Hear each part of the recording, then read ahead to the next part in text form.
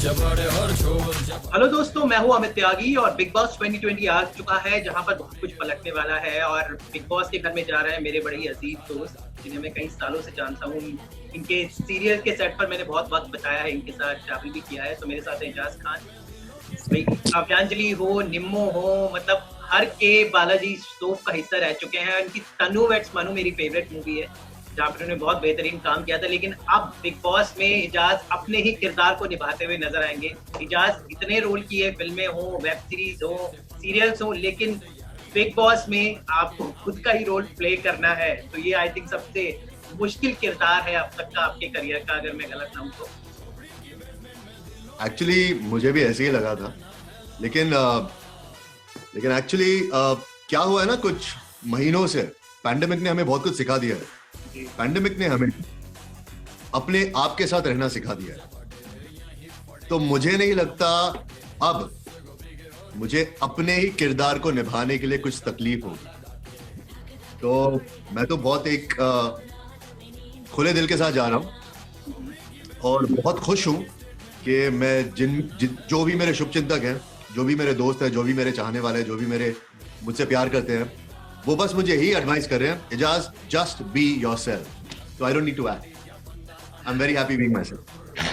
जी, आप बहुत ही फ्रेंडली इंसान हैं, सब जानते हैं। हमेशा you have so many friends. नहीं, गलतफहमी है। गलतफहमी है? अच्छा। तो क्या है असली इजाज? आप जानते हैं मुझे, लेकिन एक्चुअली क्या गलतफहमी है, लोगों को ये लगता है कि मैं हमेशा गुस्से में रहता हूँ। पता नहीं, शायद कुछ हद तक सही है, लेकिन मैं ये समझता हूं कि एक रिस्पॉन्सिबल इंसान वो होता है जिनमें गुस्सा, प्यार, इन सब का एक बहुत सही बैलेंस होता है। और अगर वो अवेयर है कि वो क्या है, वो अपने आप से अगर जुड़ा है, तो वो कौन सा भाव बाहर लाना चाहता है और दिखाना चाहता है, इसमें उसको आसानी हो जाती है। तो आई थिंक मैं अब वो स्पेस में। तो गुस्से की बात चलिए, तो हमारी लाइफ में भी हम लोग चीजों पे बहुत रिएक्ट करते हैं, इट्स बीइंग ह्यूमन। पर बिग बॉस का घर होता है जहाँ पर कोई कांटेक्ट नहीं, कोई डिस्ट्रैक्शन नहीं है।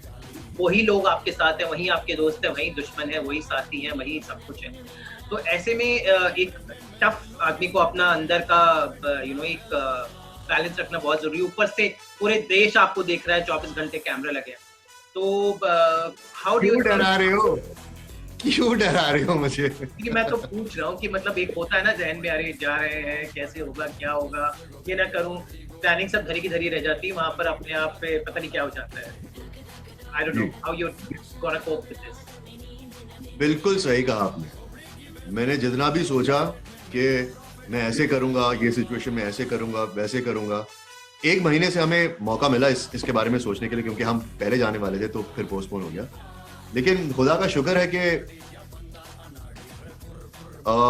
अब मुझे ये समझ में आ रहा है, life is what happens in your plans, right? आप कितनी भी प्लानिंग करो, आप ये साल देख लो कितनी प्लानिंग आपने की होगी, हम यहाँ जाएंगे, हम ये करेंगे, वो करेंगे, लेकिन हम कर क्या रहे हैं? तो यही बिग बॉस का घर जो है, मुझे लगता है एक कॉन्सेंट्रेटेड जिंदगी का एक कॉन्सेंट्रेटेड हिस्सा है, जहां आपकी असली एम्पलीफाई होगी। और मुझे लगता है मैं जैसे रिएक्ट करूंगा, गुस्से में करूंगा या क्या, सॉरी, जैसे भी मैं रहूंगा, मैं खुश रहूंगा अगर मैं अपने आप के साथ रहूंगा। तो बिग बॉस क्योंकि 14 साल से आ रहा है और आपको आई एम श्योर हर साल कहीं ना कहीं किसी न किसी सीजन में आपका नाम सुनता रहता था। आपके बहुत सारे दोस्त अंदर गए, किसी ने बहुतों की किस्मत पलटी। तो बिग बॉस को आप कैसे देखते हैं और कौन आपके सीजन्स में लगता है कि उन्होंने अच्छा प्रदर्शन किया है, उनको अच्छा फायदा पहुंचा है, do you think they idolise, और कौन है जो आपको पसंद भी नहीं है? मतलब how do you look overall the show, the reality show? अगर मैं आपको सच कहूं ना, तो बिग बॉस को लगे मेरे भी बहुत सारे मिसकंसेप्शंस थे। मुझे लगता था नहीं यार, ये लोग अंदर झगड़ा ही करते रहते हैं और जो झगड़ा करते हैं वही दिखता है। तो अगर मैं जाऊंगा तो शायद मुझे भी एक बिलो द बेल्ट लेवल की फाइटिंग करनी पड़ेगी या जो भी। लेकिन मैंने पिछले सीजन का कुछ 1-2 हफ्ते थोड़े बहुत देखे वैसे आप भी जानते हैं मैं ज्यादा टीवी देखता नहीं, मैं घर के बाहर ही रहना पसंद करता हूँ, या तो साइकिलिंग कर रहा हूँ, या तो कैंपिंग कर रहा हूँ, या तो जंगल में जाके रह रहा हूँ, ट्रैकिंग कर रहा हूँ। मुझे अपने आप के साथ रहना में मजा आता है, और एक दो मेरे जो दोस्त हैं जो ये सब शौक रखते हैं उनके साथ ही मैं रहता हूँ। जो भी मैंने देखा मुझे तब समझ में आया कि मेरी गलतफहमी थी ये। जो भी अंदर होगा, मैं बार बार तो यही कहूंगा, और अपने आप को देखिए, एक्चुअली मैं अभी बहुत नर्वस हूँ क्योंकि मुझे पता है कल मुझे जाना है। मुझे समझ में नहीं आ रहा कि मैं कौन से माइंड स्पेस पे हूँ, मैं क्या करने वाला हूँ, अंदर क्या होने वाला है। जैसे मैं आपको बता भी रहा हूँ ना कि मेरी ये सोच है, मैं ऐसे मानता हूँ कि मैं ऐसे बिहेव करूंगा, ऐसे नहीं करूंगा। मैं अपने आप को चेक किए जा रहा हूँ, एजाज तू ये बोल तो रहा है लेकिन ये कर पाएगा क्या? तो जो भी हमारी प्लानिंग होती है अंदर तो खत्म ही हो जाती है, कॉन्सेंट्रेटेड लाइफ स्पेस है। तो मैं बस यही चाहूंगा, और ये अपने आप में एक मेरी खुशकिस्मती है कि मेरी असलियत को मैं दर्शा पाऊंगा, और वो भी इतने बड़े प्लेटफॉर्म पे। In fact last season I think सारे रिकॉर्ड्स तोड़ दिए, और अगर लास्ट सीजन की मैं अगर बात करूं तो शुक्ला साहब के साथ मैं थोड़ा बहुत ये करता हूँ, रिलेट करता हूँ, नो नॉनसेंस है, और एक मैच्योर लेवल से उन्होंने प्ले किया। और Asim was a fighter. I think अगर उसने झगड़े मैन्युफैक्चर भी किए, वो पीछे हटा नहीं। तो आई थिंक उन दोनों के साथ मैं जुड़ा था पिछले सीजन में। और बाकी तो शहनाज तो बहुत ही क्यूट है। इनफैक्ट वो जो भी बोलती है, रोती है, हंसती है, झगड़ा करती है, हर चीज उसको सूट करती है। तो I think she was one of my favourite. तो लेकिन इजाज, आपकी परिवार का सबका क्या रिएक्शन था जब आपने ये शो देखा किया? क्योंकि नाम आ रहा था, आप किसी वजह से नहीं कर पाते होंगे, तो इस बार कैसे आपने हामी भरी और कैसे सबका रिएक्शन आया? सबसे पहले तो सबने कहा भाई तू जा रहा है सोच समझ के जा, जब ये भूख लगती है तो पागल हो जाता है, तो कुछ भी बोलता है, वो कंट्रोल करना। तो मैंने भी सोचा यार हाँ ऐसे होता तो है, लेकिन हमारा सबसे बड़ा प्रोग्रेस जो जिंदगी में होता है वो अपने कंफर्ट जोन के बाहर ही होता है। तो ये तो मैं एक चैलेंज के तौर पे नहीं, लेकिन अपने एक लाइफ के माइलस्टोन के तौर पे इसे अपना रहा हूँ कि देखते हैं क्या क्या चैलेंजेस आते हैं, क्या क्या मुझे फेस करना पड़ता है, और मैं कैसे उसे ओवरकम कर पाता हूँ या नहीं कर पाता।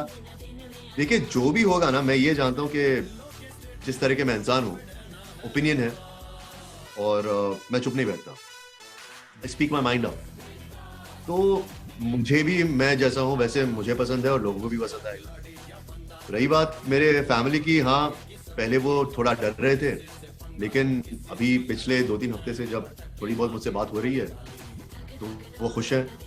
वो ये जान के खुश है कि मैं अगर अंदर जाऊंगा तो मैं अपने आप को खो नहीं दूंगा, मैं अपने आप के साथ जुड़ा रहूंगा। बस पहले से मैं बोल रहा हूँ, मेरी कोशिश तो वही रहेगी कि मैं अपनी असलियत जो है, जो असल में एजाज खान है, जो बहुत लोग नहीं जानते, मैं उसे ही दर्शा पाऊँ, उसे ही दिखा पाऊँ। और बाकी तो ऊपर वाले के हाथ में और ऑडियंस के हाथ में, वो प्यार करेंगे तो मेरी खुशकिस्मती, बाकी तो देखा जाएगा। एक और आपके फैंस को हमेशा आपकी बड़ी चिंता रहती है, तो चाहते हैं कि अब आप सेटल डाउन हो जाए, तो ये अच्छा मौका मिल रहा है इस तरह से वहाँ पे कई सारी आपको एलिजिबल लड़कियां मिलेंगी, तो क्या दिल लगाने का मतलब क्या आप सिंगल जा रहे हैं, डबल बनकर आ सकते हैं? मतलब you never know, love actually happens. तो उम्मीद है कि इस बार आपको शायद जीवन साथी मिल जाए। यार मैं ना हाँ कहना चाहता हूँ ना कहना। मैं जो माइंडसेट के साथ जा रहा हूँ, मैं किसी को ढूंढने नहीं, लेकिन ये भी मेरा माइंडसेट है कि अगर कोई खूबसूरत इंसान जिसकी जिंदगी मेरे जिंदगी के साथ अलाइंड हो, जो हम एक दूसरे को समझ पाए और समझें और एक दूसरे को कंप्लीट ना करें, एक दूसरे के साथ साथ जिंदगी का मजा उठा पाए, तो अगर ऐसा इंसान अगर मेरी जिंदगी में आता है तो मैं ना नहीं करूँ। मैं जिंदगी के इस दौर में ना, मुझे खुशी से अब डर नहीं लगता, जीने से डर नहीं लगता। That is one of the reasons के मैंने बिग बॉस लिया। मैं वहाँ जाना चाहता हूँ, अपने आप को देखना चाहता हूँ, ये देखना चाहता हूँ कि मैं कैसे रिएक्ट करूँगा चीज़ों में। जैसे आपने कहा, हो सकता है, पता नहीं, अगर होगा तो बहुत अच्छी बात है, अगर नहीं भी होगा तो नो रिग्रेट्स। जो मेरे यहाँ नसीब में लिखा होगा वो तो होगा ही। जी, साथ-साथ आप काफ़ी बिज़ी रहते हैं, आपकी बहुत सारे शोज़ आ रहे हैं, तो कैसे मैनेज किया इन महीनों में? Was it difficult? और इस खासकर लॉकडाउन के टाइम में तैयारी करनी थोड़ी अलग थी, मतलब what precautions everything you had taken before entering? In fact मैं जिनसे भी बात करता हूँ वो लोग मुझे एंड में बोलते थे, एजाज तू बहुत पैरानॉइड एक्ट कर रहा है, मत करो। लेकिन मैं वैसा हूँ, मुझे टाइफाइड हो गया था, तो तबीयत थोड़ी नासाज रहती थी। मुझे मुझे लगा कि मुझे कुछ थोड़ा ज़्यादा अपने आप का ख्याल रखना चाहिए। इनफैक्ट मैं एक बहुत ही अमेजिंग वेब शो करने वाला था, और फिर मैंने जब अपने टेस्ट्स करवाए तो पता लगा कि एलडीएल लेवल हाई है मेरा, बहुत हाई है। तो unfortunately I had to back out of it. बाकी तो 1-2 वेब शोज़ हैं जो मुझे करने हैं, और उन्होंने बहुत बहुत they have gone out of their way and they have allowed me a specific period of time for this Big Boss के मैं इस सीजन में आऊँ और जीतने की कोशिश करूँ, और फिर मैं उनके साथ जाके वापस शो को कंप्लीट करूँ।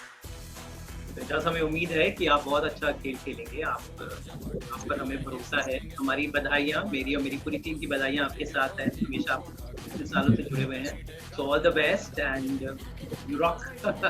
थैंक यू जैस। जो भी होगा उसके हाथ में है। बाकी सब मैं मेहनत करने से पीछे नहीं हटूंगा। बस यही कर सकते हैं ना। बहुत बहुत शुक्रिया। मैं सबसे कहना चाहूंगा कि अभी तक आपने बहुत मुझे प्यार दिया, बहुत इज्जत दी। अब सबसे ज्यादा जरूरत है आपको प्यार। तो थैंक यू वेरी मच। मुझसे जुड़े रहिए। I won't let you down.